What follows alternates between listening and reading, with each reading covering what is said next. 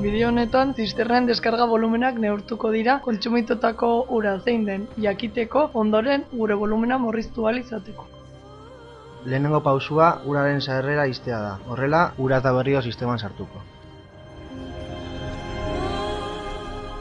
Ondoren, zisterna desmontatuko dugu. Honetarako, destornilladore batez baliatuko gara.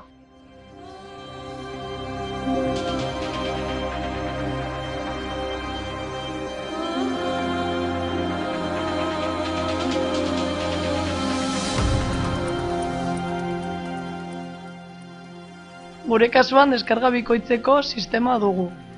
6 litro eta 3 litro urrenez urren deskargatzen dituelarik. Errotulagailu indeleble batez, borratzen ez den horietako batekin, uraren maila markatuko da.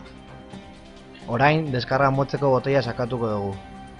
Horrela, uraren maila jaitsi egingo da, baina kasu honetan aurretikan uraren giltza itxi dugunez, ez da berriro beteko.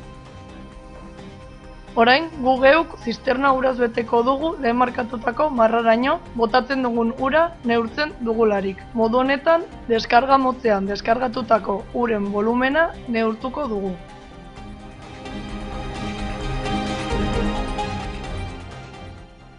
Oso garrantzitsua da ur volumen hori apuntatzea. Deskarga motzeko botoiak isurtzen duen volumena neurtu ondoren, deskarga luzeko botoiak isurtzen duen volumena neurtuko dugu. Honetarako, aurretik egin dugun prozesu berdina jarraituko dugu. Honetarako, botoia sakatuko dugu. Uraren volumena jaitsi egingo da, eta behar dugun ur kantitateaz marraraino beteko dugu.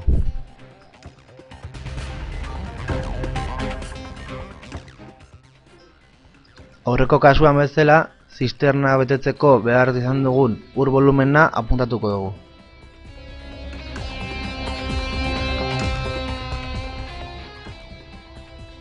Gogoratu, bukaeran uraren giltza ireki behar dela. Eta tapakia, lehen zegoen bezala, berriz montatu behar da.